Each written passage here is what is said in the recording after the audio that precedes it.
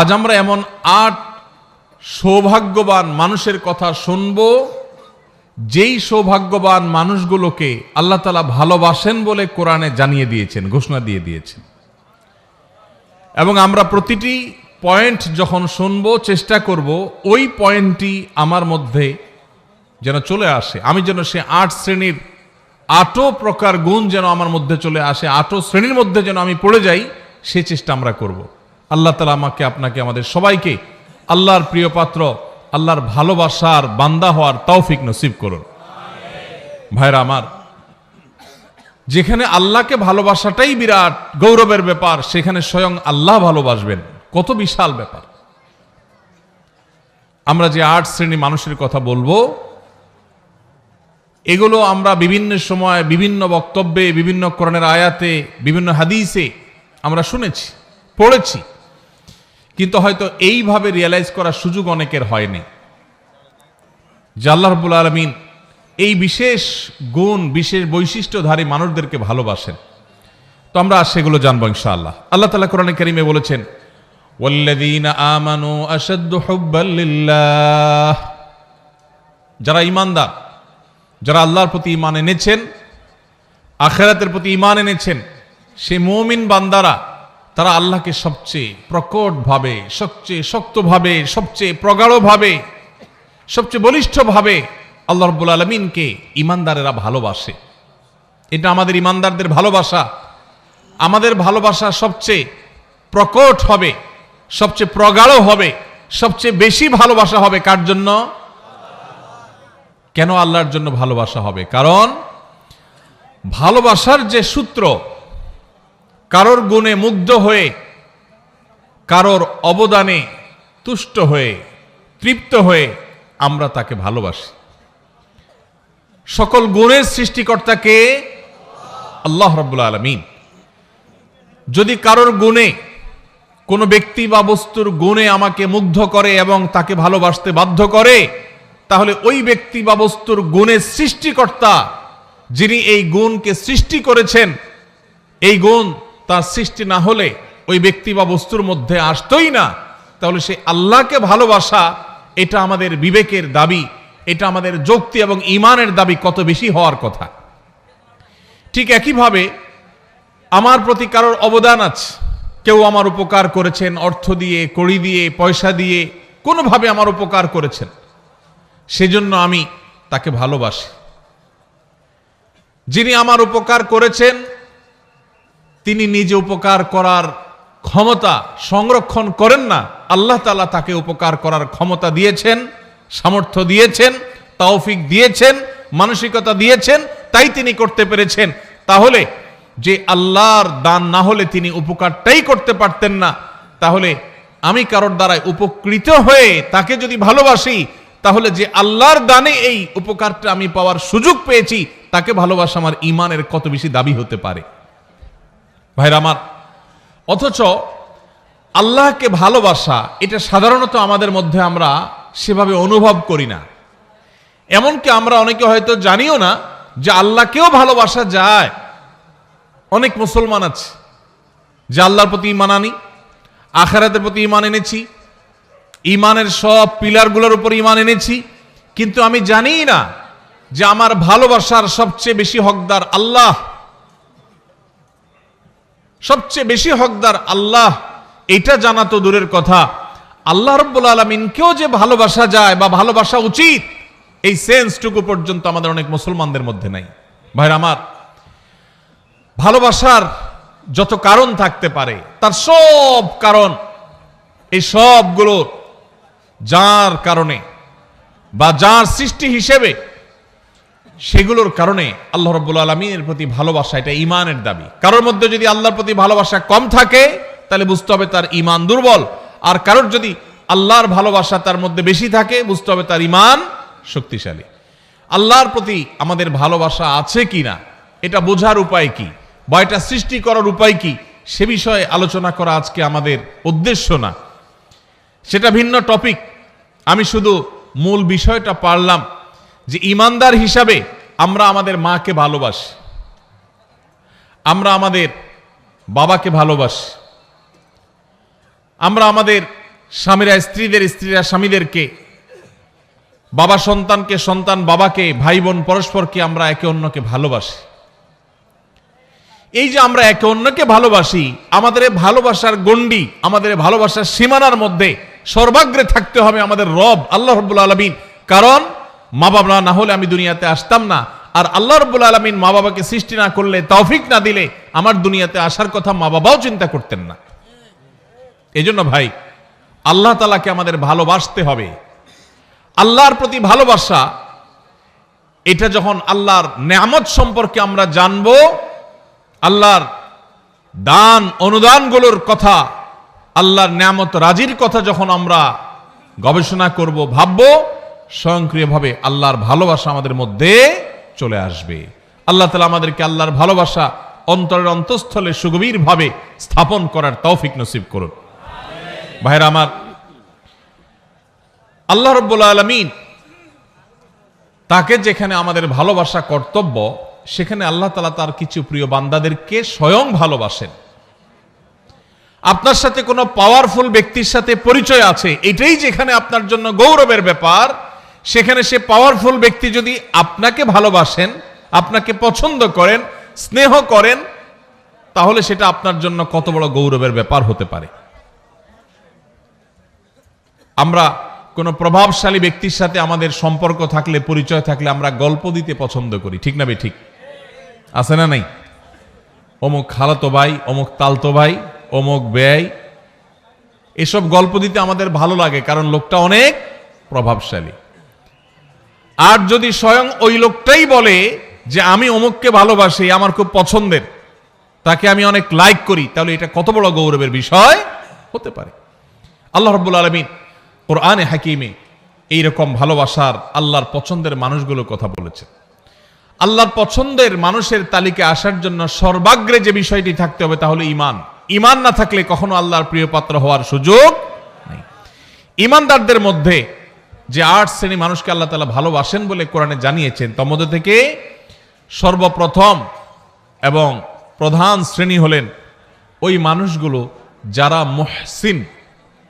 যারা কি? মুহসিন। মুহসিন শব্দের অর্থ হলো যারা সৎকর্ম করে, ভালো কাজ করে, অন্যের প্রতি অনুগ্রহ করে, ইহসান করে। খুঁটে খুঁটে কোথায় ভালো কাজ আছে সে সেখানে চলে যায়, কোন কাজটা ভালো সে সেই কাজটা করে, কারোর প্রতি অনুগ্রহ করার সুযোগ আসলে সে সেই সুযোগ হাতছাড়া করে না। এই লোকটাকে বলে মুহসিন। আল্লাহ রাব্বুল আলামিন কোরআনে হাকিমের অন্তত 4 জায়গায় এই একই কথা আল্লাহ তাআলা তাঁর ভাষায় তিনি ব্যক্ত করেছেন, প্রকাশ করেছেন। সূরা বাকারা 165 নম্বর আয়াত, সূরা আলে ইমরান 134 নম্বর আয়াত, একইভাবে সূরা আলে ইমরান 148 নম্বর আয়াত, সূরা মায়েদা 93 নম্বর আয়াত। এই 4 জায়গায় আল্লাহ রাব্বুল আলামিন একই কথা বলেছেন। সূরা বাকারা আল্লাহ বলেছেন, ওয়া আহসিনু ইন্নাল্লাহা ইউহিব্বুল মুহসিনিন। ঈমানদারদেরকে আল্লাহ তাআলা নির্দেশ করে বলছেন, তোমরা ভালো কাজ করো, কারণ ভালো কাজ যারা করে, নেকামল যারা করে, সওয়াবের কাজ যারা করে, এই মানুষগুলোকে আল্লাহ তাআলা ভালোবাসেন। সুবহানাল্লাহ। নেকামলকারীদেরকে আল্লাহ তাআলা ভালোবাসেন। ইহসানকারী, যে অন্যের প্রতি অনুগ্রহ করে, মানুষ তো মানুষ, পশু পাখির প্রতিও ইহসান করে, অনুগ্রহ করে, উপকার করে, মানুষের কল্যাণ পৌঁছায়, মানুষের একটা কাজ করে দেয়, পারলে একজনের সহযোগিতা করে দেয়, এই ইহসানকারী মানুষগুলোকে আল্লাহ তাআলা ভালোবাসেন। এই ভালোবাসার কথা আল্লাহ এক জায়গায় না, অন্তত একই কথা 4 জায়গায় আল্লাহ তাআলা রিপিট করেছেন, ওয়াল্লাহু ইউহিব্বুল মুহসিনিন।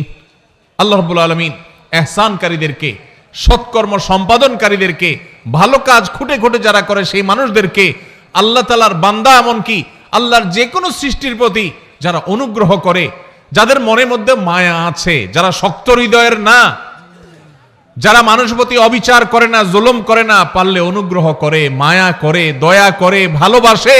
মানুষ তো মানুষ, আপন তো আপন, এমনকি শত্রুর প্রতিও সে অবিচার করে না, পারলে অনুগ্রহ করে। এই মানুষগুলোকে আল্লাহ তাআলা ভালোবাসেন। ভাইরা আমার, তাহলে আমরা আল্লাহর ভালোবাসার মানুষগুলোর প্রথম শ্রেণীর সাথে পরিচিত ইতোমধ্যে হয়ে গেলাম। তারা হলো যারা খুঁজে খুঁজে সব নেকামল ভালো কাজগুলো করে, বিশেষ করে আল্লাহর সৃষ্টি একটি একটি করে খুঁজে সবার সাথে অনুগ্রহ করে, মায়া করে, দয়া করে, ইহসান করে, আমরা সেই কাতারে শামিল হওয়ার চেষ্টা করব তো ইনশাআল্লাহ। হে আরশে আজিমের মালিক, আপনি আমাদের সবাইকে মুহসিনদের কাতারে, আপনি যাদেরকে ভালোবাসেন বলে কোরআনে ঘোষণা দিয়েছেন, আল্লাহ আমরা যেন সেই মানুষদের কাতারে শামিল হতে পারি সেই তৌফিক নসিব করেন। আজকের এই মাহফিল থেকে আমরা ভাই নিয়ত করে নেই, যখনই কোনো ভালো কথা শুনবো সবার আগে আমল করব। যখনই কোনো ভালো কথা জানবো সবার আগে সেটা বাস্তবায়ন করব। যখনই কারোর প্রতি উপকার করার, ইহসান করার, কারোর কল্যাণ পৌঁছানোর, কারোর সেবা করার, কারোর একটা সহযোগিতা করার সুযোগ পাবো, সবার আগে সেটা আমি ধরবো, হাতছাড়া করব না, চেষ্টা করবো তো ইনশাআল্লাহ। স্বার্থপরতার এই যুগে, স্বার্থান্ধের এই যুগে প্রত্যেকটা মানুষ নিজের স্বার্থ নিয়ে ভাবে, কারোর উপকারের কথা সাধারণত চিন্তা করে না। এমন স্বার্থান্ধ হয়ে গেছি আমরা আজ, এখন প্রবাদী হয়ে গেছে, আগে বাঁচলে বাপের নাম, নিজে বাঁচলে বাপের নাম। নিকৃষ্টতম একটা প্রবাদ আমাদের বাংলা ভাষায় প্রচলিত, নিকৃষ্টতম প্রবাদ, নিজে বাঁচলে বাপের নাম। এটা সেলফিশদের প্রবাদ, এটা কোনো মুসলমানের প্রবাদ নয়, এটা কোনো ভালো মানুষের প্রবাদ হতে। নিজে বাঁচলে অর্থাৎ আমারটা ঠিক থাকলে 16 আনা, তারপরে এবার বাপের চিন্তা করব, অন্যের চিন্তা করব। এটা কি ভালো মানুষের কথা না স্বার্থপরের কথা? আমরা সেই সাহাবীদের রুহানি সন্তান, আমরা সেই নবীর উম্মত যেই নবী নিজের চিন্তা পরে করতেন, মানুষের চিন্তা আগে করতেন। আমরা কি নিজের চিন্তা আগে করব না মানুষের চিন্তা আগে করব? যে বলে নিজে আগে বাঁচলে বাপের নাম, নিজে বাঁচলে বাপের নাম, তার এই কথার মধ্য দিয়ে সে মূলত তার স্বার্থপরতার কথার বার্তা দিয়েছে, ইঙ্গিত দিয়েছে। একজন মুসলমান তিনি তার জীবন বিপন্ন করে হলেও, তার জীবন বাজি রেখে হলেও আগে তার বাপকে বাঁচানোর চেষ্টা করবে, ঠিক না ঠিক? আপনার জীবন আপনার বাপের জীবন, দুইটার যে কোনো একটা টিকবে আপনি যদি এটা জানেন। আপনি আপনার মা, দুইজনের যে কোনো একজন বাঁচতে পারবেন যদি আপনি জানেন। আপনি যদি নিজেরটা বাঁচানোর চিন্তা করেন, মারটার বাঁচানোর চিন্তা না করেন, আপনি কি সুসন্তান না কুসন্তান? তাহলে বোঝা গেল স্বার্থপর এটা কখনো ভালো মানুষের চরিত্র নয়। একজন ভালো মানুষের চরিত্র হলো তিনি কিভাবে অন্যের উপকার করবেন। আল্লাহ রাব্বুল আলামিন কোরআনে কারিমে এই অন্যের প্রতি অনুগ্রহকারী মানুষদের প্রশংসা করেছেন বিভিন্ন জায়গায়। ওয়া ইউথিরুনা আলা আনফুসিহিম ওয়ালাউ কানা বিহিম খাসাসা। আল্লাহ রাব্বুল আলামিন সাহাবীদের প্রশংসা করে বলেছেন তারা অন্যকে অগ্রাধিকার দেয়, নিজের উপরে অন্যকে অগ্রাধিকার দেয়। নিজের শত কষ্ট, শত প্রয়োজন থাকা সত্ত্বেও আরেক ভাইয়ের প্রয়োজন থাক, আমি নিলাম না, আমার ভাইকে দিলাম। ভাইরা আমার, নামাজি মুসলমান বহু পাবেন, কম হোক বেশি হোক সব এলাকায় পাবেন। রোজাদার মুসলমানও পাবেন। ওয়াজ মাহফিলে এসে ঘন্টাকে ঘন্টা বসে বসে ওয়াজ শোনার মতো মুসলমানও পাবেন। কিন্তু এই মুহসিন মুসলমান ঘরে ঘরে প্রত্যেকটা জায়গায় জায়গায় আপনি খুঁজে পাবেন না। এই জন্য আজকের এই মাহফিল থেকে আমরা মুহসিন মুসলমান হওয়ার প্রতিজ্ঞা করে, নিয়ত করে তারপর যাব ইনশাআল্লাহ। আল্লাহ আপনি আপনার বান্দা আমাদেরকে আপনার মুহসিন বান্দাদের কাতারে শামিল হওয়ার, গণ্য হওয়ার, তাদের অন্তর্ভুক্ত হওয়ার তৌফিক আপনি নসিব করেন। ভাইরা আমার, নিজের চিন্তা যারা শুধু করে, যারা স্বার্থপর হয় তারা সুখী হয়, আর যারা অন্যের চিন্তা বেশি করে নিজের চাইতে, এরা ডাবল সুখী হয়। কিভাবে ডাবল সুখী? আপনি শুধু নিজের চিন্তা করলে আপনি সুখী হবেন, ঠিক আছে। আপনি যদি নিজের চিন্তা বাদ দিয়ে বা নিজের চিন্তাকে অগ্রাধিকার না দিয়ে আরেকজনকে আপনি অগ্রসর করে দেন, আরেকজনের চিন্তা করেন যে আমি একটু কষ্ট করি, আরেকজনকে সুযোগ দিই, এইটা যদি আপনি চিন্তা করেন, মানুষের মুখে হাসি ফুটানোর যে আনন্দ, মানুষের উপকার করার যে আনন্দ, এই আনন্দ নিজে ভোগ করার মধ্যে কখনো নিহিত নাই। আমাদের এই প্রিয় স্বদেশ, এই প্রিয় বাংলাদেশকে যদি আমাদের গড়ে তুলতে হয় সত্যিকারের স্বপ্নের বাংলাদেশ হিসাবে, তাহলে আমাদের প্রত্যেককে এই মহসিনদের কাতারে সামিল হতে হবে। স্বার্থপর মানুষ দিয়ে একটা সুন্দর দেশ কখনো গড়া যেতে পারে? আল্লাহ তাআলা আমাদের সবাইকে আমাদের নিজের স্বার্থের চাইতে আমাদের অন্য যে কোনো ভাই, যে কোনো মানুষ, যে কোনো মুসলমান, আল্লাহ যে কোনো সৃষ্টিকে অগ্রাধিকার দেওয়ার, অন্যের প্রতি অনুগ্রহ করার, খুঁটে খুঁটে খুঁজে খুঁজে মানুষ উপকার করার তৌফিক আল্লাহ তাআলা আমাদের সবাইকে দান করুন। ভাইরা আমার, ইহসান এর সংজ্ঞা বা এর পরিচয় শুরুতেই বলেছিলাম যে ইহসান হলো আপনি মানুষ উপকার করলেন, কোনো নেকামল করলেন, নামাজ পড়লেন, এটা ইহসান, রোজা রাখলেন, এটা ইহসান। আর ইহসানের সর্বোচ্চ স্তর কি? নবী করিম সাল্লাল্লাহু আলাইহি সাল্লাম হাদিসে জিবরিল, ঐতিহাসিক হাদিস, যে হাদিসে জিবরিল আলাইহিস সালামের মাধ্যমে আমাদেরকে দ্বীন শেখানো হয়েছে, সেই হাদিসে নবী করিম সাল্লাল্লাহু আলাইহি ওয়াসাল্লাম শিক্ষা দিয়েছেন কি? ইহসান হলো আনতা আবুদাল্লাহা কাআন্নাকা তারাহু ফাইন লাম তাকুন তারাহু ফাইন্নাহু ইয়ারাক। আপনি যখন ইবাদত করবেন, নামাজ পড়বেন, আপনার স্মরণ আসবে যে আমি নামাজে দাঁড়িয়েছি, আমি আল্লাহকে দেখছি, আল্লাহকে দেখছি, এই কথা মনে করে নামাজে দাঁড়াবেন। আর যদি এই কথা মনে করতে না পারেন, এতদূর শক্তিশালী ইমানদার না হন, তো কমপক্ষে এইটা ভাববেন যে আল্লাহ তাআলার অবজারভেশনে আমি আছি, আল্লাহ আমার দিকে তাকিয়ে আছে। ভাইরা আমার, আপনি কোথাও ডিউটি করেন কোনো কোম্পানির, কোম্পানির মালিক পেছনে দাঁড়ানো আছে, অন দ্য স্পট আপনি ডিউটি করছেন। আপনি যদি জানতে পারেন, আঁচ করেন, অনুভব করেন যে মালিক সাহেব পেছনে দাঁড়ানো আছে বা মনিটর করছেন আপনাকে, তাহলে আপনার কাজের সিরিয়াসনেস একটু হলেও বেশি হবে কি হবে না? আপনি একটু নড়ে চড়ে বসবেন কি বসবেন না? ভাইরা আমার, ঠিক একইভাবে আমরা যখন ইবাদত বন্দেগী করব, যে কোনো ভালো কাজ করব, আমরা চিন্তা করব আমাদেরকে কে দেখছেন? আল্লাহ দেখছেন। আল্লাহ রাব্বুল আলামিন সবকিছু দেখেন, কোনো কিছুই তার কাছে গোপনীয় থাকে না। বিধায় ওই মানসিকতা নিয়ে যদি ইবাদত করতে পারেন, এটা হলো ইহসানের সর্বোচ্চ স্তর, সর্বোচ্চ লেয়ার। আপনি মুহসিনদের মধ্যে সবচেয়ে আপার ক্লাসের মুহসিন হতে পারবেন যদি আপনার সমস্ত ইবাদত করার সময় আল্লাহর কথা স্মরণ হয়। আপনি যখন নামাজে দাঁড়িয়ে সূরা পড়ছেন, আপনার মনে হচ্ছে আল্লাহ আমাকে দেখছেন। এই যে ওয়াজ মাহফিলে বসে আপনি কোরআন এবং হাদিসের কথা শুনছেন, একটি ভালো কাজে এসেছেন, এখনো আপনার মনে হবে যে আমার আল্লাহ দেখছেন যে বান্দা আমার কোরআন হাদিসের কথা শুনছেন। অতএব আমার মনের মধ্যে যেন বাজে চিন্তা না আসে, আমার নিয়তের মধ্যে যেন ভেজাল না ঢুকে, আমি যেন ভুল কিছু না করি। আল্লাহ তাআলা আমাদের সবাইকে এইভাবে আমাদের সমস্ত আমলগুলোকে ইহসানের সর্বোচ্চ স্তর দিয়ে সাজিয়ে মুহসিনদের সবচেয়ে আপার ক্লাসে পৌঁছার তৌফিক নসিব করুন। তাহলে প্রথম প্রকার মানুষ পেয়ে গেলাম যাদেরকে আল্লাহ রাব্বুল আলামিন ভালোবাসেন, তারা হলেন মুহসিন। আল্লাহ রাব্বুল আলামিনের নির্দেশ পালন করতে গিয়ে সকল ভালো কাজে তাদেরকে পাবেন। সব সমাজে এরকম কিছু মানুষ কম হোক বেশি হোক পাবেন, যে খুঁজে খুঁজে দেখবেন যে সব ভালো কাজ করে। মসজিদে সবার আগে, বন্যা হয়েছে ত্রাণ নিয়ে সবার আগে, কেউ বিপদে পড়ছে সবার আগে, রমজানের রোজা সবার আগে, তারাবিতে সবার আগে, যে কোনো ভালো কাজে সবার আগে পাবেন। এরকম মুহসিন মানুষদের মধ্যে আমরা শামিল হতে চাইব। আল্লাহ আমাদের সবাইকে তৌফিক নসিব করুন।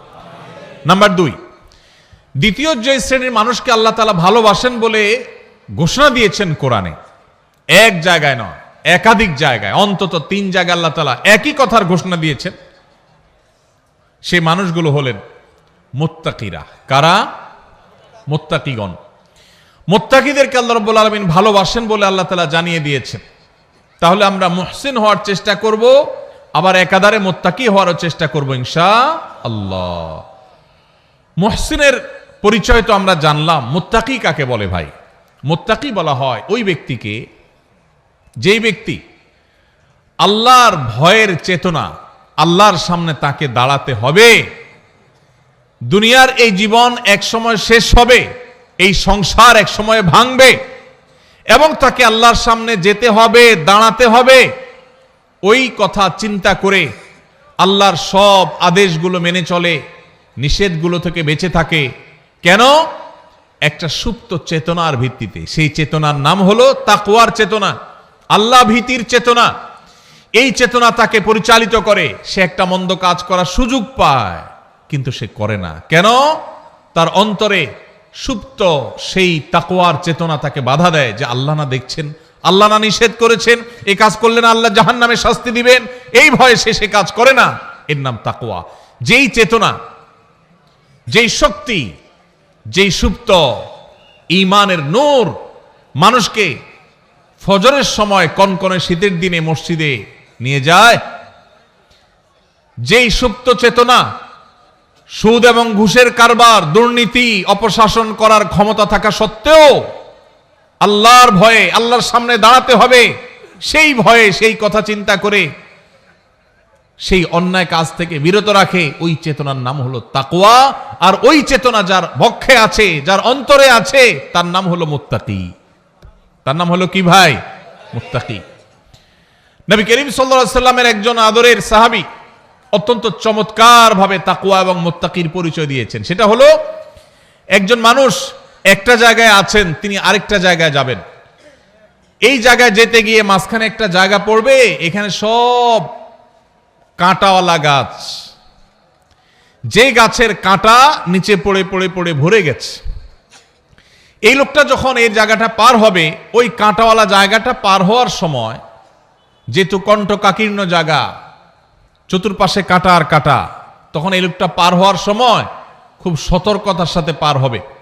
পা ফেলার সময় যেখানে কাঁটা নাই দেখে ওখানে পা দিবে, আবার কোথায় কাঁটা নাই ওখানে আরেক কদম দিবে, এভাবে সে আগাবে। এত কিছুর পরও যদি কখনো তার পায়ে কাঁটা লেগে যায়, দ্রুততার সাথে সেটা বের করে সামনে আরো বেশি সতর্ক হয়ে সে হাঁটবে। ঠিক একইভাবে দুনিয়াতে আমরা এসেছি, আল্লাহ তাআলা আমাদেরকে এখান থেকে পার করে এই জীবনকে আল্লাহর কাছে নিয়ে যাবেন, আখিরাতে আমরা যাব। এখানে বহু কাঁটা বিছানো আছে ভাই, হারামের কাঁটা, অশ্লীলতার কাঁটা, অন্যায়ের কাঁটা, দুর্নীতির কাঁটা, চুরির কাঁটা, ডাকাতির কাঁটা, মিথ্যা কথা বলার কাঁটা, হাজারো হারাম কাঁটা এখানে বিছানো আছে। ঈমানদার এই কাঁটাগুলো থেকে বাছাই করে করে তিনি পা ফেলবেন। যেখানে মিথ্যা নাই সেখানে আছেন, যেখানে চুরি নাই সেখানে আছেন, যেখানে ডাকাতি নাই সেখানে আছেন, এভাবে করে করে তিনি জীবন পার করবেন। এরপরেও যদি কখনো তার গুনাহ হয়ে যায়, কাঁটা পড়ে যায়, তখন সে কাঁটা ফেলে তওবা করে আবার নতুন করে আরো বেশি সংকল্প করে শক্তিশালী তওবা করে সে সামনে হাঁটবে। এই যে চেতনা, এই যে গুনাহ থেকে বাঁচার চেষ্টা, এটার নাম হলো তাকওয়া। আর এই যে চেষ্টা যারা করে তাদের নাম কি? মুত্তাকি। আল্লাহ রাব্বুল আলামিন কোরআনে কারীমের সূরা তওবার 7 নম্বর আয়াতে তিনি ঘোষণা দিয়েছেন, ইন্নাল্লাহা ইউহিব্বুল মুত্তাকিন। আল্লাহ রাব্বুল আলামিন মুত্তাকিদেরকে ভালোবাসেন, মুত্তাকিদেরকে আল্লাহ তাআলা পছন্দ করেন, যারা হারাম থেকে বাঁচার জন্য এইরকম চেষ্টা করে। ঠিক একইভাবে আল্লাহ তাআলা সূরা আলে ইমরানের 76 নম্বর আয়াতে একই কথা বলেছেন, ফাইন্নাল্লাহা ইউহিব্বুল মুত্তাকিন। আল্লাহ রাব্বুল আলামিন মুত্তাকিদেরকে ভালোবাসেন। ভাইরা আমার, এই একই নির্দেশ আল্লাহ রাব্বুল আলামিন একই কথা একাধিক জায়গায় বলেছেন যে তিনি মুত্তাকিদেরকে ভালোবাসেন। তাহলে আমাদের সমাজে আপনি ডানে বামে খোঁজ করলে দেখবেন কিছু লোক আছে আপনার মসজিদে নামাজ পড়ে, আপনার এলাকায় বসবাস করে, হারামের ধারে কাছে নাই, হারাম দেখলে সে সেখান থেকে চলে যায়, আছে না নাই? যারা যুবক আছেন, কিছু কিছু বন্ধু বান্ধব আছে, দেখবেন যে বন্ধুরা সবাই মিলে কোনো অপকর্ম করবে, সেখানে হয়তো দুই একজন বন্ধু বলে, না দোস্ত আমি এখানে যাব না, আমি এই কাজ করব না, সে সেখানে যাইতে চায় না, আছে না নাই? এটাকে বলা হয় মুত্তাকি। যাদের সুপ্ত চেতনা তাদেরকে আল্লাহর ভয়ে অন্যায় থেকে বিরত রাখে, তার সুযোগ আছে, শক্তি আছে, সামর্থ্য আছে, পার্থিব কোনো কারণে নয়, শুধু আল্লাহ ভীতির চেতনার কারণে সে হারাম থেকে বেঁচে থাকার জন্য সংগ্রাম করে, এই লোকটাকে বলা হয় মুত্তাকি। এই লোকটাকে কোনো সিসি ক্যামেরা দ্বারা মনিটরিং করতে হয় না, তার বক্ষে অবস্থিত তাকওয়ার চেতনাই তাকে মনিটর করে, তাকে পাহারাদারি করে। আল্লাহ রাব্বুল আলামিন আমাদের সবাইকে মুত্তাকিদের কাতারে শামিল হওয়ার তৌফিক নসিব করুন। সবাই মুত্তাকি হওয়ার জন্য চেষ্টা করব তো ইনশাআল্লাহ। ভাইরা আমার, কোরআনে কারীমে আল্লাহ রাব্বুল আলামিন একাধিক জায়গায় বলেছেন, ওয়াল আকিবাতু লিত্তাকওয়া। ভাইরে, দুনিয়াতে যার নোট আছে তার পাওয়ার আছে, তার লোক আছে, যার ভোট আছে তারও পাওয়ার আছে, লোক আছে। দুনিয়াতে বহু পাওয়ার নিয়ে মানুষ চলে, গাড়ি বাড়ি আছে। বস্তুবাদের এই পৃথিবী আমাদেরকে এই বার্তা দিয়েছে যে গাড়ি বাড়ি আছে, টাকা পয়সা আছে, সব দিক থেকে আমি উন্নত, তাহলে সেক্ষেত্রে আমি ভালো থাকব, শেষ হাসি আমার হবে, বা ভালো আমি থাকব। আল্লাহ কোরআনে বলেছেন ওয়াল আকিবাতু লিত্তাকওয়া। সাময়িকভাবে ভালো কেউ টাকা পয়সা থাকার কারণে থাকতে পারে, কেউ পাওয়ার কারণে থাকতে পারে, কেউ পদের কারণে থাকতে পারে, কেউ নাম যশ খ্যাতির কারণে সামান্য। তাহলে মুত্তাকি হওয়ার চেষ্টা করতে হবে। মুত্তাকি হওয়ার জন্য কি করব আমরা? মুত্তাকি হওয়ার জন্য বেশি কিছু না ভাই, সকল হারাম থেকে বেঁচে থাকতে হবে, সকল অন্যায় থেকে বেঁচে থাকতে হবে, সকল গুনাহ থেকে বেঁচে থাকতে হবে, আল্লাহর সমস্ত আদেশ নিষেধ মেনে চলতে হবে। চেষ্টা করব তো আমরা ইনশাআল্লাহ। আল্লাহ তাআলা আমাদের সবাইকে আল্লাহর সমস্ত আদেশ নিষেধগুলো মেনে চলার তৌফিক নসিব করুন। আল্লাহ আল্লাহ আপনি আমাদেরকে মুত্তাকিদের কাতারে শামিল করে দিন। আল্লাহ আপনি আমাদের অন্তরে তাকওয়া ঢেলে দিন। আল্লাহ তাকওয়া আমাদের অন্তরে স্থির করে দিন। আমাদেরকে যেন আপনার তাকওয়ার শক্তি যেন পরিচালিত করে, তাকওয়ার প্রভাবে যেন আমরা প্রভাবিত হই, আমরা যেন মুত্তাকিদের ইমাম হতে পারি। আল্লাহর কাছে দোয়া করব তো ইনশাআল্লাহ। তাহলে দ্বিতীয় শ্রেণীর মানুষ পাইলাম। আপনার সমাজে আপনার আশেপাশে যদি দেখেন এমন মানুষ, আল্লাহর ভয়ে তারা হারামের কাছে যায় না, আল্লাহর ভয়ে তারা হালাল ছাড়ে না, ফরজ কাম ছাড়ে না, ওয়াজিব কাম ছাড়ে না, এইরকম মানুষ যদি খুঁজে পান তাহলে বুঝে নিবেন এই লোকটা সেই মানুষ যাকে আল্লাহ ভালোবাসেন, এবং আপনিও চেষ্টা করবেন সেই কাতারে যাওয়ার। আল্লাহ আমাকে তৌফিক দান করুক। আমি আপনাদের কাছে দোয়া চাই, আল্লাহ যেন শুধু নামকাওয়াস্তে মুসলমান না রাখেন। আমরা সবাই নিজেকে মুসলমান দাবি করি, সোকল বা নামকাওয়াস্তে মুসলমান হয়তো আমরা সবাই আছি কম বেশি, কিন্তু মুত্তাকি মুসলমান খুব বেশি নাই ভাই। হারামও করে আবার মুসলমান, এই লোক মুত্তাকি না। মুত্তাকি সে যে আল্লাহ নিষেধ করেছেন এটা জানার পর সকল লোভ থাকা সত্ত্বেও, সকল আকর্ষণ থাকা সত্ত্বেও সে সেখান থেকে নিজেকে বিরত রাখে। কোন যুবক কোন মেয়ের সাথে হারাম রিলেশন, হারাম সম্পর্ক এটা সে করে না আল্লাহর ভয়ে, এর নাম তাকওয়া। মাদকের ব্যবসা করে লাল হওয়ার সুযোগ আছে কিন্তু করে না আল্লাহর ভয়ে, এর নাম তাকওয়া। ফজরের সময় আরামের ঘুম ঘুমানো যায়, কিন্তু আরামের ঘুম ছেড়ে কনকনে শীতের মধ্যে ওযু করে ঠান্ডা পানি দিয়ে নামাজ পড়তে যায়, এর নাম তাকওয়া। আল্লাহ আমাদের সবাইকে সেই তাকওয়া আমাদের অন্তরে ধারণ করার তৌফিক নসিব করুন।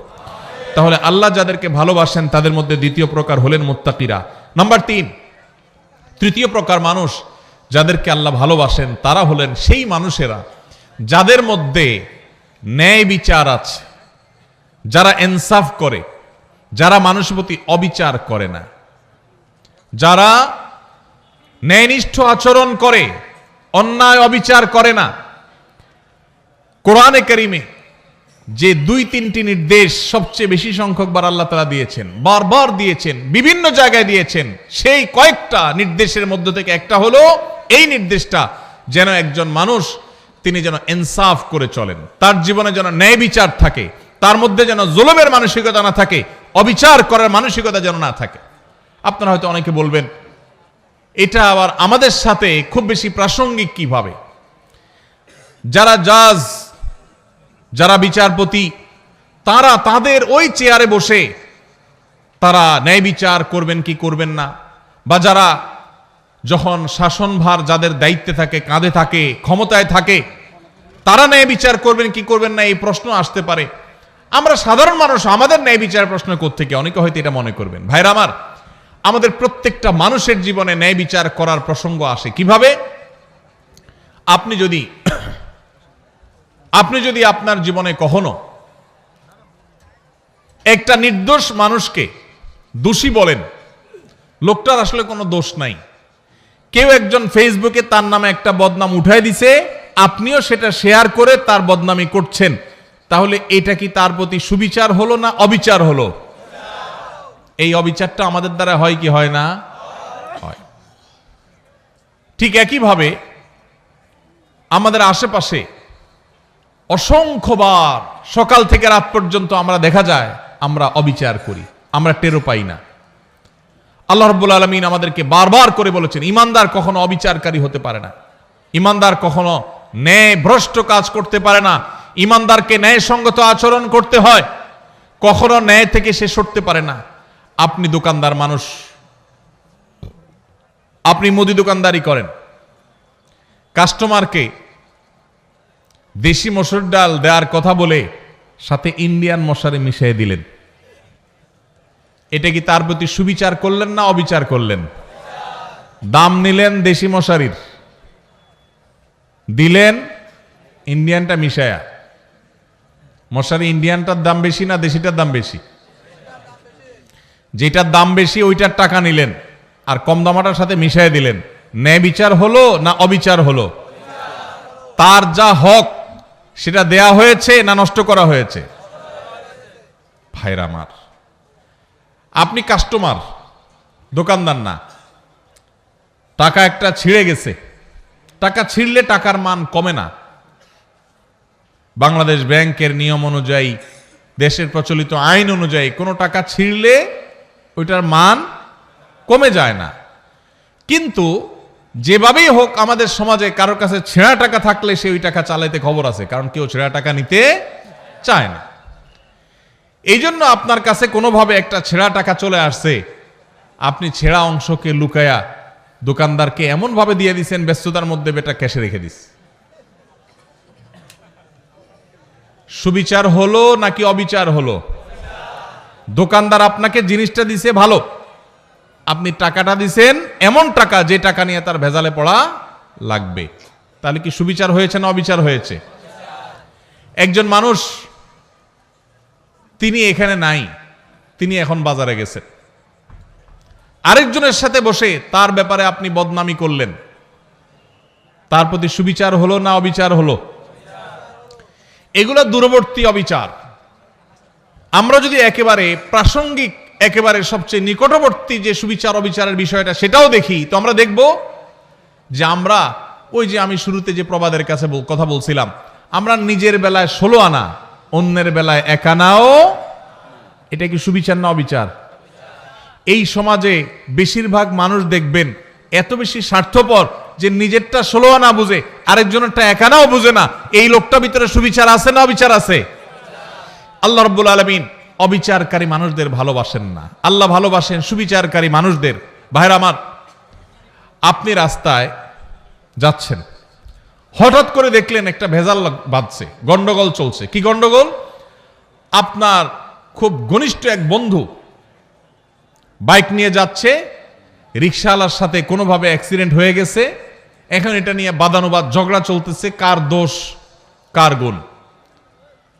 আপনি সেখানে গিয়ে যখন দেখছেন যে আমার দোস্ত বাইক চালাচ্ছে, রিকশাওয়ালার সাথে সংঘর্ষ হয়েছে, রিকশা আরোহী পড়ে গেছেন, আহত হয়েছেন, রিকশাওয়ালা ক্ষতিগ্রস্ত হয়েছেন, আপনি চোখ বন্ধ করে ডাইরেক্ট যায়া যেভাবে হোক ঘুরায় পেঁচায় আপনার দোস্ত, আপনার বন্ধুর পক্ষ অবলম্বন করলেন, আর রিকশাওয়ালা বললেন ভাই আপনারই তো দোষ মনে হচ্ছে। সুবিচার না অবিচার? আপনি ভালো করে জানেন না, আপনি ওখানে ছিলেনও না। আপনার দোস্ত দেখে আপনি তার পক্ষ নিয়ে নিলেন, আরেকজনের বিপক্ষে চলে গেলেন। সুবিচার না অবিচার? আপনার এলাকার মানুষের সাথে আরেক এলাকার মানুষের গন্ডগোল লাগছে, আপনি যাই দেখলেন আরে আমার বাড়ির কাছের মানুষ। এবার যেহেতু আমার বাড়ির কাছের মানুষ, অতএব অন্ধের মতো তার সমর্থন করলাম, সে অন্যায়কারী হোক আর নির্দোষ হোক, সে যেটাই হোক না কেন আমার এলাকার লোক, বিধায় তার সমর্থন আমি করলাম। সুবিচার না অবিচার? কারণ তার পক্ষে যদি আপনি নেন আর যদি সে আসলে দোষী হয়, তাহলে আপনি দোষীর পক্ষ নিলেন, নির্দোষের বিরুদ্ধে গেলেন। সুবিচার হবে না অবিচার হবে? ইমানদার কখনো অবিচার করতে পারে? ভাইরা আমার, এই কথাকে আল্লাহ রাব্বুল আলামিন কোরআনে কারীমে সূরা মুমতাহানার 8 নম্বর আয়াতে বলেছেন। একই কথা আল্লাহ রাব্বুল আলামিন কোরআনে কারীমে সূরা হুজুরাতের 9 নম্বর আয়াতে বলেছেন। একই কথা আল্লাহ তাআলা সূরা মায়দার 42 নম্বর জায়গায় বলেছেন। অন্তত 3 জায়গায় আল্লাহ তাআলা বলেছেন ইন্নাল্লাহা ইউহিব্বুল মুকসিতিন। আল্লাহ বলেছেন ওয়া আকসিতু, তোমরা সব সময় ন্যায় বিচার করে চলবে। খবরদার, ন্যায় বিচার করে চলবে, কারণ আল্লাহ তাআলা ন্যায় বিচারকারীদেরকে, ন্যায়নিষ্ঠ আচরণকারীদেরকে, ইনসাফকারীদেরকে ভালোবাসেন। জালিম, অত্যাচারী, অবিচারকারী এরকম মানুষকে আল্লাহ পছন্দ করেন না, ভালোবাসেন না। আল্লাহ ভালোবাসেন তাদেরকে যারা ন্যায় বিচার করে। অনেক লোক নামাজ পড়ে, ন্যায় বিচার নাই, আছে না নেই? অনেক লোক লম্বা দাঁড়িয়ে আছে কিন্তু ন্যায় বিচার নাই, আছে না নেই? এক ছেলে তার একটু বেশি টানে, আরেক ছেলের দেখতেও পারে না, দাড়ি কিন্তু লম্বা। ন্যায় বিচার না অবিচার? অবিচার। বিয়ে করেছে, শ্বশুরবাড়ির জন্য জান ফিদা, বাপমার খোঁজ খবরও নেয় না। ন্যায় বিচার না অবিচার? অবিচার।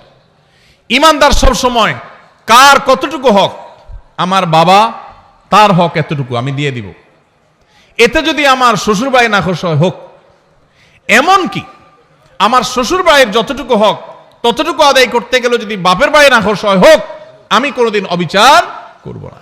যার যা পাওনা সেটা আমি পাই পাই করে বুঝিয়ে দিব, এর নাম সুবিচার। ইমানদার সবসময় সুবিচারকারী হবে।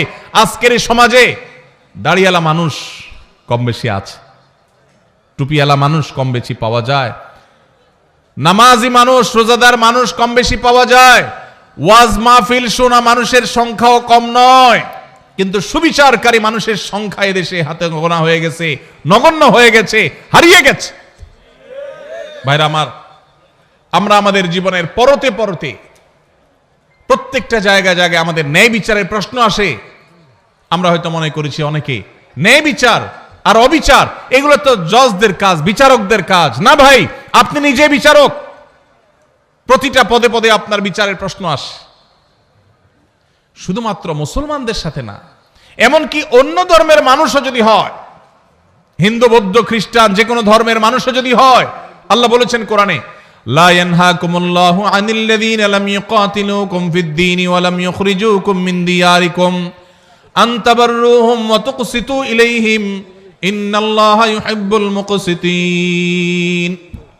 অন্য ধর্মের মানুষরা তোমাদের উপর যদি কোনো যুদ্ধ চাপায় না দেয়, তোমাদের দেশ থেকে বের করে না দেয়, শান্তিপূর্ণভাবে যদি সহাবস্থান করে, তাহলে তাদের প্রতি অন্য ধর্মের মানুষ হওয়া সত্ত্বেও ন্যায়নিষ্ঠ আচরণ করতে আল্লাহ নিষেধ করেন না, বরং ন্যায়নিষ্ঠ আচরণকারীদেরকেই আল্লাহ ভালোবাসেন। এই জন্য ন্যায়নিষ্ঠ আচরণ করবো তো ইনশাআল্লাহ। ভাইরা আমার, আমাদের জীবনের প্রতিটি পদে পদে কিন্তু ন্যায় আচরণ করার ব্যাপার আছে। এখন মুশকিল হলো, আমরা ন্যায়সঙ্গত আচরণ বা ন্যায় বিচার এটা অন্যের বেলায় অনেক সময় করতে পারি, নিজের লোক হলে তখন পারি না। আল্লাহ রাব্বুল আলামিন সেজন্য বলেছেন, ওয়াইন কুলতুম ফাদিলু ওয়ালাউ কানা যা কুরবা, যখন কথা বলবা ইনসাফের সাথে বলবা, সত্যটা হক কথাটা বলবা, যদিও তোমার আত্মীয় হয়, রক্ত সম্পর্কীয়, কাছের লোক হয়, তারপরও হক কথা বলতে দ্বিধা করবা। একটা অপকর্ম করেছে কে? আপনার চাচাতো ভাই বা আপনার আপন ভাই বা আপনার শালা, আপনার কাছের কেউ। আপনার এখন মুখে একেবারে কুলুপ, মুখে তালা, আপনি কিচ্ছু দেখেন নাই, কারণ আকামটা করছে কে? কাছের লোক। এটা কি সুবিচার না অবিচার? অবিচার। আমার বাবাও যদি অন্যায় করেন, আর যদি এখানে আমার সাক্ষ্য দেওয়ার প্রশ্ন আসে, একজন মুকসিত যাকে আল্লাহ ভালোবাসেন, সেই সৌভাগ্যবান মানুষ, সেই ইমানদার, তিনি তার বাবার বিরুদ্ধে সাক্ষ্য দিবেন, তারপরেও তিনি অবিচার করবেন না। সহজ কথা না ভাই? ওয়াজ করা অনেক সহজ, এই বিষয়টা আমল করা এত সহজ না। আল্লাহ রাব্বুল আলামিন কোরআনে কারীমে সেজন্য বলেছেন, ওয়ালা ইয়াজরিমান্নাকুম শানাআনু কওমিন আল্লা তা'দিলু ই'দিলু হুয়া আকরাবু লিত-তাকওয়া। তোমার সাথে কারোর শত্রুতা আছে, কারোর শত্রুতা আছে, যেহেতু শত্রুতা আছে সেই জন্য ওই বেটা কোনো কারণে ফেঁসে গেছে, তুমি জানো যে লোকটার আসলে দোষ নাই, কিন্তু যেহেতু শত্রু, অতএব এই চান্সে সে যেহেতু ফেঁসে গেছে, পারলে ধরে আরো তার ডুবাই দাও। এই আচরণটা আমাদের সমাজে আছে না নাই? রাজনৈতিক দ্বন্দ্ব আছে, আপনি এক দল করেন, সে আরেক দল করে, যেভাবে হোক সে ফেঁসে গেছে, আসলে সে দোষী না, আপনি জানেন। দোষী হলে তো ভিন্ন কথা, মনে করেন সে দোষী না, এটা আপনি জানেন, যেহেতু তার সাথে আপনার রাজনৈতিক দ্বন্দ্ব আছে এবং সে ফেঁসে গেছে, তার নামে একটা বদনাম উঠে গেছে, তাহলে এবার এই চান্সে আপনিও ঢোল পিটায়া তার বদনামে আরো বাড়ায় দিলেন। সুবিচার না অবিচার? আল্লাহ এই কথা বলেছেন, ওয়ালা ইয়াজরিমান্নাকুম শানাআনু কওমিন আল্লা তা'দিলু, খবরদার, কারোর সাথে তোমার শত্রুতা থাকতে পারে, ভিন্ন মত থাকতে পারে, ভিন্ন চিন্তা থাকতে পারে, মতবিরোধ থাকতে পারে, মতপার্থক্য থাকতে পারে, তোমার সাথে যত শত শত্রুতা থাকুক না কেন, শত্রুতার কারণে তার প্রতি জুলুম যেন না হয়। হক কথা শত্রুর পক্ষেও যদি যায় সেটা বলতে তোমার দ্বিধা করা যাবে না। আর যদি হক কথা বলতে গিয়ে নিজের কাছের লোক বেজার হয় সেটা বলতেও দ্বিধা করা যাবে না। কোনো অবস্থাতে অবিচার করা যাবে। আল্লাহ রাব্বুল আলামিন সে মানুষদেরকে ভালোবাসেন যারা অবিচার করে না। ভাইরা আমার, এই ব্যাধিটা আমাদের সমাজে সবচেয়ে প্রকট আকার ধারণ করেছে। শহরে গ্রামে সর্বত্র আপনি দেখবেন যে মানুষটার সবই ভালো, কিন্তু তার বিবেক বিবেচনা অনুযায়ী সে কাজ করে না। তার চোখের সামনে একটা অঘটন ঘটেছে, সে দেখেছে, কিন্তু সে না দেখার ভান করে আছে। শুধুমাত্র পক্ষের লোক যদি হয় তো উল্টাপাল্টা হইলে ওইটাকে লেপসেপ দিয়ে, ওইটাকে জোড়াতালে দিয়ে ভালো করার চেষ্টা। আর যদি বিরুদ্ধের লোক হয় তাহলে ভালো জিনিসটাকেও খোঁচায় খোঁচায় খারাপ করার চেষ্টা। আছে না নাই? এগুলো করে আপনি রাজনীতি করতে পারেন, এগুলো করে আপনি ব্যক্তি স্বার্থ উদ্ধার করতে পারেন। মনে রাখবেন, কিয়ামতের ময়দানে আল্লাহর আযাবকে আপনি এড়াতে পারবেন। এই জন্য যদি মুসলমান হতে হয়, যদি মুকসিত হতে হয়, যদি আল্লাহর প্রিয় বান্দা হতে হয়, তাহলে অবিচার ছাড়তে হবে, ন্যায় বিচার আনতে হবে নিজের জীবনে, নিজের চিন্তায়, নিজের আচরণে, নিজের কথায়, নিজের কাজে। আমার কথা দিয়ে কারোর প্রতি যেন অবিচার না হয়। চেষ্টা করব তো ইনশাআল্লাহ, আমাদের মুখ দিয়ে, আমাদের জবান দিয়ে কারোর প্রতি কোনো অবিচার যেন না হয়, কোন অবস্থাতেই না। আল্লাহ আমাকে, আপনাকে, আমাদের সবাইকে এই আমলটি করার মধ্য দিয়েও আল্লাহর প্রিয় বান্দা যাদেরকে স্বয়ং আল্লাহ ভালোবাসেন। যত সহজে বলে ফেলছি, বিষয়টা তো সহজ না। আরে ভাই, আল্লাহকে ভালোবাসাটাই তো অনেক বড় ব্যাপার, গৌরবের ব্যাপার যে আপনি আল্লাহকে ভালোবাসেন। রাষ্ট্রের সর্বোচ্চ চেয়ারে মানুষ, তার সাথে আপনার সম্পর্ক আছে, আসা যাওয়া আছে, এইটুকুই তো আপনার গৌরবের জন্য যথেষ্ট।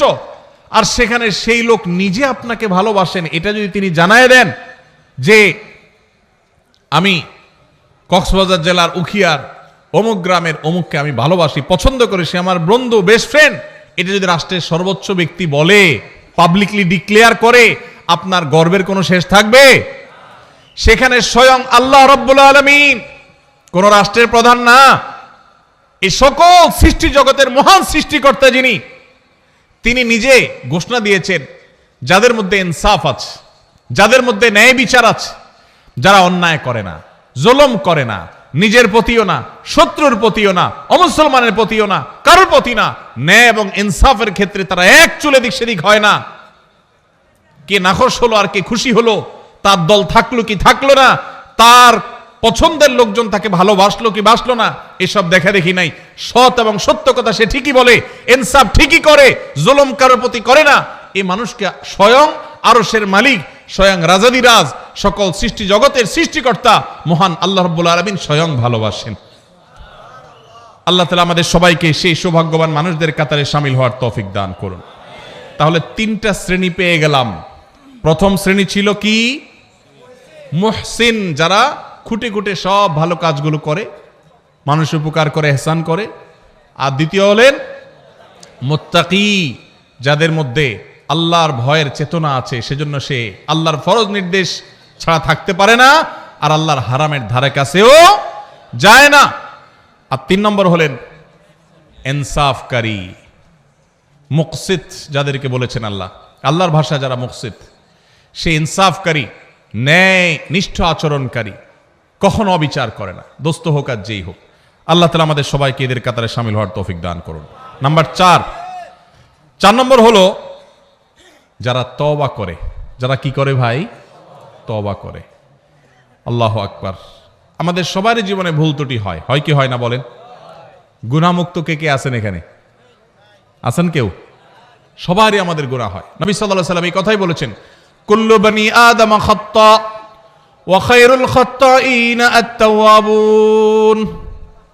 সকল আদম সন্তানই কম বেশি অপরাধী, আমাদের সবারই কম বেশি দোষ আছে। কিছু লোক আছে সমাজে দেখবেন সে কোনো দোষ খুঁজে পায় না, আছে না নাই? নিজের কোনো দোষ খুঁজে পায় না। বিপদ আপদ হলে বলে কি, আমার কেন এগুলো হলো, আমি বুঝলাম না, কি অন্যায়টা করলাম, আমি কি অন্যায় করছি উনি খুঁজে পায় না। নিজের অন্যায় খুঁজে না পাওয়াটাই তো সবচেয়ে বড় অন্যায়, ঠিক না ঠিক? মানুষ যার পরতে পরতে ভুল হয়, এটা ভুল হয়, ওইটা ভুল হয়, মানুষ, সেই মানুষ যদি নিজের ভুলের কথাই সে আঁচ করতে না পারে, এটাই তো সবচেয়ে বড় অন্যায়। অনেক লোক আছে দেখবেন, বিড়ি বা সিগারেটের ধোঁয়া ছাড়তে ছাড়তে বলে, ভাই জানেন আমার এই জীবনে আমি কোনোদিন কারোর কোনো ক্ষতি করিনি। ছাড়তেছে কিসের ধোঁয়া? সিগারেটের ধোঁয়া। উপকার করতেছে না ক্ষতি করতেছে? ধোঁয়া ছাড়তে ছাড়তে বলে, জানেন ভাই এই জীবনে কোনোদিন কারোর কোনো ক্ষতি করি নাই, স্টিল সে ক্ষতি করতেছে, কিন্তু তার সে খবর। তো অনেক লোক এমন আছেন যে নিজের পাপ অপরাধ খুঁজে পায় না, বলে যে এত বিপদ আমার কেন, কি অন্যায়টা করলাম আমি, কি অন্যায় করছে উনি। ভাইরা আমার, আমাদের অজান্তে কত ভুল হয় বলেন। ধরেন আপনি নামাজে দাঁড়াইছেন, ইবাদত করতেছেন, আপনার জামাটা হয়তো কোনো কারণে একটু গন্ধ হয়ে গেছে, আপনি জানেনও না, হতে পারে না কোন এক সাইডে কোনো গন্ধ কিছু লাগছে বা কিছু, আপনার পাশের মুসল্লির কষ্ট হচ্ছে, অন্যায় না ন্যায় এটা? আপনি হয়তো টেরো পান নাই, হইতে পারে কি পারে না বলেন? আপনি হয়তো বাজারে গেছেন, পাবলিক বাসে উঠছেন, খুব চাপাচাপি ভিড়ের মধ্যে উঠছেন, এই চাপের মধ্যে একটু জোর করে উঠতে গিয়া হয়তো কেউ কষ্ট পেয়েছে, আপনি টেরো পান নাই, হতে পারে কি পারে না? হতে পারে না এরকম? আপনি হাঁটছেন, আপনার পায়ের নিচে হয়তো পিপিলিকা পড়ে মারা গেছে। পিপিলিকা আপনাকে কষ্ট দিলে নিধন করা জায়েজ আছে, তাকে মারা না জায়েজ না, কিন্তু কোনো প্রয়োজন ছাড়া, কোনো কারণ ছাড়া আল্লাহর কোনো প্রাণীকে অহেতুক হত্যা করা, এটা আপনার জন্য ইসলাম আপনি সেটা করতে বলে নাই। কিন্তু আপনার অজান্তে আপনার পায়ের নিচে পড়ে এরকম বহু প্রাণী হয়তো মারা গেছে, হয়তো তাকে মারার কোনো কারণ হয়তো নাই, সে আপনার কোনো উপদ্রব করছে না, আপনি রাস্তা দিয়ে হেঁটে যাচ্ছেন, কিন্তু আপনার অজান্তে কাজটা হয়ে গেছে, হতে পারে কি পারে না? এরকম অন্তত কয়েক হাজার দৃষ্টান্ত এখানে বসে দেওয়া যাবে, খুঁটে খুঁটে বের করা যাবে, বড় তালিকা করা যাবে, যে আমাদের অজান্তেও আমাদের অনেক ভুল হয়। তাহলে কোন মানুষ যদি বলে আমি আবার কি ভুল করলাম, আমার অন্যায়টা কি হলো, আমি অন্যায়টা কি করলাম, তাহলে এটাই হলো তার সবচাইতে বড় অন্যায়। আমার অপরাধটা কি, এই কথা যে বলে সে সবচেয়ে বড় অপরাধী। আল্লাহর কাছে বান্দা সব সময় তার অপরাধ বোধের কথা স্মরণ করবে। আমার অজান্তে কত অপরাধ হয়ে যাচ্ছে, জ্ঞাতসারে কত অপরাধ হয়ে যাচ্ছে। এই যে আমি কথা বলছি, এই কথাটা যে মাপে হওয়া দরকার একটু বেশি মাপে হয়ে যাচ্ছে, হতে পারে এটাও একরকমের সীমা লঙ্ঘন। আপনি আপনার বাবার সামনে, মায়ের সামনে কথা বলছেন, বাবা মা নিজস্ব লোক, ঘরের লোক, সবচেয়ে আপন মানুষ, একটু জোরে বলে ফেলছেন, অন্যায় হয়ে যেতে পারে, তাদের মনে কষ্ট হতে পারে, তারা এটাকে মাইন্ডে নিতে পারেন, তাহলে এটা একটা অপরাধ হতে পারে, অথচ আপনার খবরই নেই যে আপনি অন্যায় করেছেন। এরকম অজস্র অপরাধ হয়। এই জন্য ইমানদার সবসময় তওবা করবে। আমাদের প্রিয় নবী সাল্লাল্লাহু আলাইহি সাল্লামের প্রিয় একটা আমল ছিল নিয়মিত তওবা করা।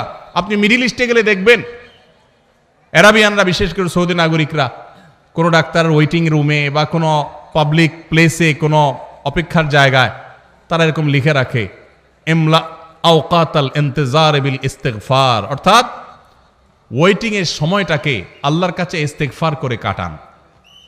ভাইরা আমার, এই জন্য নবী সাল্লাল্লাহু আলাইহি সাল্লাম নিয়মিত প্রতিদিন ইস্তিগফার করতেন, কমপক্ষে 70 বার, সম্ভব হলে আরো বেশি সংখ্যক বার আমরা ইস্তিগফার করার চেষ্টা করব। আল্লাহ আমাদের সবাইকে তৌফিক দান করুন।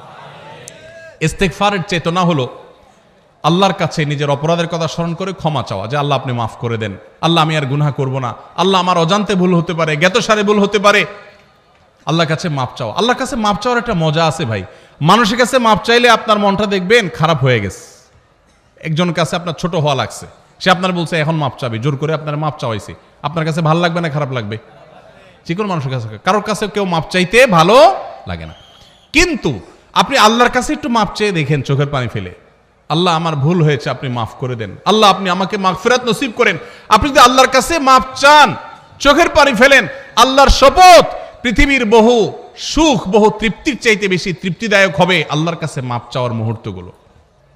সালহাতু সাঙ্গেবুদি দিল খারাস আজমুদে এক জামানা খাকে বাস। পাথর হয়ে তো বহুকাল ছিলে ভাই, একটু আল্লাহর কাছে চোখের পানি ফেলে একটু দোয়া করে কেঁদে কেটে দেখো, আল্লাহ আপনি আমাকে মাফ করে দেন, আল্লাহ কত ভুল করেছি আপনি ক্ষমা করে দেন। এই ক্ষমা চাওয়ার মধ্যে যে তৃপ্তি আছে, পৃথিবীর বহু ভোগের মধ্যে সেই তৃপ্তি নাই। এই জন্য আল্লাহ ভালোবাসেন সেই মানুষগুলোকে যারা তওবা করে। তওবা কি? তওবা হলো রুট চেঞ্জ, রাস্তা পরিবর্তন। আপনি যাচ্ছেন জাহান্নামের দিকে, আপনি সেটা চেঞ্জ করে জান্নাতের রুটে উঠে গেলেন। ভুল পথে চলছিলেন, সেটা ছেড়ে এখন সঠিক পথে চলে আসছেন, এটার নাম কি ভাই? তওবা। নামাজ পড়তাম না, এখন নামাজ শুরু করেছি।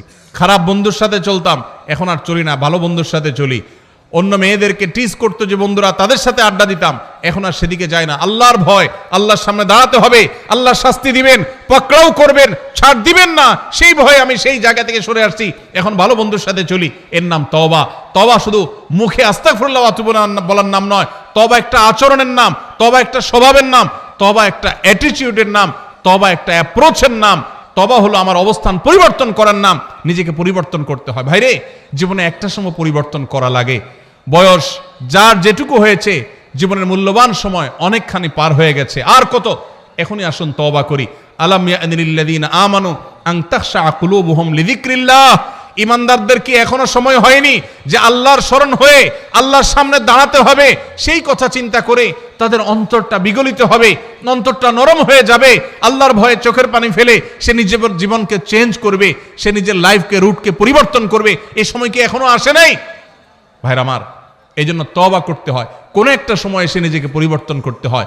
আজকের এই মাহফিল থেকে আসুন পরিবর্তনের শপথ করে যাই, অঙ্গীকার করি, নিয়ত করি যে আমি আর খারাপের পথে যাব না, আমার জীবনে খারাপ কোনো কিছু আমি আর রাখতে দিব না, আমি নিজেকে পরিবর্তন করব, চেষ্টা করব তো ইনশাআল্লাহ। অটোমেটিক আল্লাহর ভালোবাসা পেয়ে যাবেন, অটোমেটিক আল্লাহর ভালোবাসা পাবেন। প্রসিদ্ধ একটি হাদিস আপনারা বারবার শুনেছেন হয়তো, নবী করিম সাল্লাল্লাহু আলাইহি সাল্লাম বলেছেন, আল্লাহর বান্দা, আল্লাহর বান্দা আল্লাহ অনেক ভালোবাসেন। এর মধ্যে কোন বান্দা যখন তওবা করে, গুনাহ করা থেকে ফিরে আসে, খারাপ কাজ থেকে সরে আসে, একে আল্লাহ কত ভালোবাসেন এটা বোঝাবার জন্য নবী সাল্লাল্লাহু আলাইহি সাল্লামের প্রসিদ্ধ একটা হাদিস আপনারা শুনেছেন। তিনি বলেছেন, একটা লোক সফরে বের হয়েছে, আজকালকার যুগের মতো সফর না, সেই শত শত হাজার বছর আগে মরুভূমিতে যেরকম জঙ্গলের ভিতর দিয়ে মানুষ সফর করতো, কোনো পথে কোনো দোকানপাট কিছু ছিল না, এরকম মরুভূমির মাঝখানে কোনো একটা গাছের নিচে তিনি যখন রেস্ট করার জন্য শুয়েছেন, যেই ঘোড়ায় করে যাচ্ছিলেন, ওই ঘোড়ার পিঠে তার খাবার দাবার পানি সব ছিল। ঘুম থেকে উঠে দেখেন ঘোড়া উধাও, নাই, রশি ছিঁড়ে নাই হয়ে গেছে। যতদূর চোখ যায় কোথাও কোনো মানুষ নাই, ঘোড়া তো নাই, কিছুই নেই। তো এই লোকটা অপেক্ষা করছে, একদিন, 2 দিন, 3 দিন, রাত যায়, দিন আসে, আর ঘোড়া আসার নাম নাই, আর এই মরুভূমিতে কোনো মানুষজনও নাই। তার এখন তৃষ্ণায় প্রাণ বের হওয়ার উপক্রম, ক্ষুধায় যান বের হওয়ার উপক্রম, আর কোথায় যাবে তার কোনো সীমারেখা নাই, শত শত হাজারো কিলোমিটার দুধু মরুভূমি। এরকম অবস্থায় লোকটা জীবনের আশা ছেড়ে দিছে, তাহলে আমার এখানেই বোধহয় মরে যেতে হবে। এই অবস্থায় সে যদি গাছের সাথে হেলান দিয়ে বা যে কোনোভাবে চোখ বন্ধ করে বা রেস্ট করে, আর হঠাৎ করে দেখতে পায় তার সেই ঘোড়া আবার সব জিনিসপত্র পিঠে যেভাবে ছিল ওইভাবে আছে, আর সে হাজির হয়ে গেছে, এই লোকটা যতটা খুশি হবে, এবং খুশির চোটে সে আল্লাহ রাব্বুল আলামিন এর প্রশংসা করতে গিয়ে সে তার কথা পর্যন্ত পরিবর্তন হয়ে যাবে, ভুল বলে ফেলবে। এই লোকটা যেরকম আনন্দে আত্মহারা হয়ে যাবে, আল্লাহ তাআলার কোন বান্দা যখন তার জীবনকে পরিবর্তন করার সিদ্ধান্ত নেয় যে আমি আর খারাপ বন্ধুর সাথে চলবো না, খারাপ পথে চলবো না, কারোর কষ্ট দিব না, গুনাহের পথে যাব না, বেনামাজি থাকবো না, সে যখন রুট চেঞ্জ করার সিদ্ধান্ত নেয়, তওবা করে, খারাপ পথ থেকে ভালো পথে ফিরে আসে, স্বয়ং আল্লাহ রাব্বুল আলামিন ঠিক একইভাবে তার এই তওবার কারণে আল্লাহ তাআলা খুশি হয়ে যান, আনন্দিত হন, তার প্রতি আল্লাহ তাআলা সন্তুষ্ট হয়ে যান। আর এই কথাটাকে আল্লাহ রাব্বুল আলামিন কোরআনে হাকিমের একাধিক জায়গায় আল্লাহ তাআলা ব্যক্ত করেছেন। সূরা বাকারা 222 নম্বর আয়াতে আল্লাহ রাব্বুল আলামিন বলেছেন, ইন্নাল্লাহা ইউহিব্বুত তাওয়াবিনা ওয়া ইউহিব্বুল মুতাতাহহিরিন। যারা তওবা করে, যারা জীবনকে পরিবর্তন করে, আল্লাহ তাদেরকে ভালোবাসে। এই জন্য ভাই জীবন পরিবর্তন করবো তো ইনশাআল্লাহ, শুধু ওয়াজ শুনবো না, পরিবর্তনও করবো ইনশাআল্লাহ, পরিবর্তন করবো তো ইনশাআল্লাহ। আল্লাহ আমাদের সবাইকে জীবনকে পরিবর্তন করার তৌফিক নসিব করুন। ভাইরা আমার, জীবন পরিবর্তন করার স্বাদ আছে, একটু করে দেখেন, অবর্ণনীয় স্বাদ আছে। গুনাহের স্বাদ বহু পেয়েছেন, গুনাহ ছাড়ারও স্বাদ আছে ভাই। মা বাবার অবাধ্য হয়েছেন, হঠাৎ করে আল্লাহর ভয়ে বিগলিত হয়ে যে আল্লাহর সামনে দাঁড়াতে হবে, শাস্তির মুখোমুখি হইতে হবে, এই জন্য মা বাবার কাছে যে করজোড় করে, বাবা মাফ করে দেন, আর অন্যায় করবো না, বহু অপরাধ করেছি, এর একটা স্বাদ আছে ভাই। শয়তান আমাদেরকে জীবন চেঞ্জ করতে দেয় না, কিন্তু আপনি জীবন চেঞ্জ করে দেখেন, আপনার রুট চেঞ্জ করে দেখেন, তওবা করে দেখেন, অসম্ভব রকমের তৃপ্তি পাবেন, ঈমানি স্বাদ পাবেন। আল্লাহ তাআলা আমাদের সবাইকে তওবাকারীদের কাতারে শামিল হওয়ার তৌফিক নসিব করুন। ভাইরা আমার, ঠিক একইভাবে সূরা তওবার 108 নম্বর আয়াতেও আল্লাহ রাব্বুল আলামিন যাদেরকে ভালোবাসেন তাদের কথা বলেছেন। তাহলে এই আয়াত থেকে সূরা তওবা, সূরা বাকারার 222 নম্বর আয়াত থেকে আমরা জানলাম আল্লাহ তাআলা তওবাকারীকে ভালোবাসেন। এই জন্য তওবা করবো তো ইনশাআল্লাহ। তাহলে আল্লাহর ভালোবাসার চতুর্থ শ্রেণীর মানুষের পরিচয় পেলাম, তারা হলেন তওবাকারীরা। তারা কারা? তওবাকারীরা। আস্তাগফিরুল্লাহ ওয়া আতুবু ইলাইহি, আল্লাহর কাছে ক্ষমা চাই, আল্লাহর কাছেই ফিরে যাই, আল্লাহর কাছেই ফিরে আসছি, আল্লাহর দিকেই প্রত্যাবর্তন করছি, শয়তানের দিকে গেছিলাম আবার সরে আসছি, এর নাম তওবা। গুনাহ করছিলাম, গুনাহ ছেড়ে আল্লাহর বাধ্যতাগত হয়ে গেলাম, এর নাম তওবা। চেষ্টা করবো তো ইনশাআল্লাহ। ভাইরা আমার, আত্তাইবু মিনাজ যামবি কামান লা যামবা লাহ। যুবক ভাইরা আমার, জীবনে অনেক অপরাধ হয়ে গেছে, মোবাইলে অনেক হারাম জিনিস দেখেছেন, অনেক অপকর্ম করে ফেলেছেন, অনেক গুনাহ হয়ে গেছে, অনেক অন্যায় হয়ে গেছে। সুসংবাদ হলো, যদি তওবা করার ডিসিশন নেন, সিদ্ধান্ত নেন যে না আমি জীবনকে পরিবর্তন করব, আল্লাহ রাব্বুল আলামিন এত দয়ালু, এত মায়ালু, এত আরহামুর রাহিমিন যে বান্দা যদি তওবা করার সিদ্ধান্ত গ্রহণ করে, আপনার আমার মালিকের ঘোষণা আছে। নবী সাল্লাল্লাহু আলাইহি ওয়াসাল্লাম বলেছেন, আত্তাইবু মিনাজ যামবি কামান লা যামবা লাহ।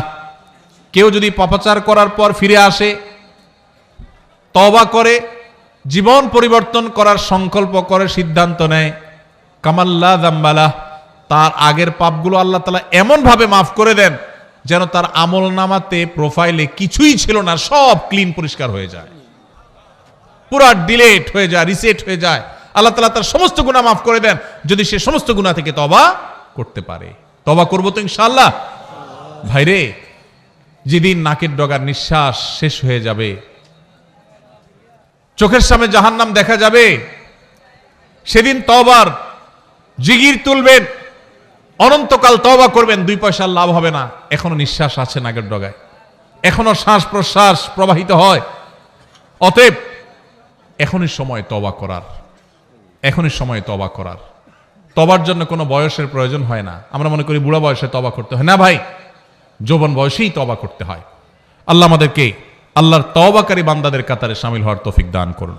তাহলে 4 নম্বর, যাদেরকে আল্লাহ ভালোবাসেন তারা হলেন কারা? তওবাকারীরা। নাম্বার 5, উত্তম রূপে পবিত্রতা অর্জনকারী। এদেরকে আল্লাহ তাআলা ভালোবাসেন, যারা খুব ভালোভাবে পবিত্রতা অর্জন করে। ভালোভাবে পবিত্রতা অর্জন করা বলতে, আপনি যখন অজু করবেন, অজুটা সুন্দর করে করবেন। অজু সুন্দর করে করার মানে এই না যে পানি 3 বালতি খরচ করা। কম পানিতে ভালো করে অজু করতে পারা, এটাই হলো একজন আদর্শ ইমানদারের বৈশিষ্ট্য। আমাদের সমাজে দেখবেন আমরা টেপে অজু করি, তো কত পানি আমাদের খরচ হয় আমরা জানিও না। বড় একটা বালতি রেখে টেপে অজু করে একদিন, এরপর তাকায় দেখবেন হয় বালতি ফুল হয়ে গেছে না ফুল হওয়ার কাছাকাছি হয়ে গেছে, এত পানি লেগেছে। অথচ আমাদের প্রিয় নবী সাল্লাল্লাহু আলাইহি ওয়াসাল্লাম অজু করতেন 1 গ্লাস পানি দিয়ে, সামান্য একটু পানি দিয়ে তার অজু কমপ্লিট হয়ে যেত।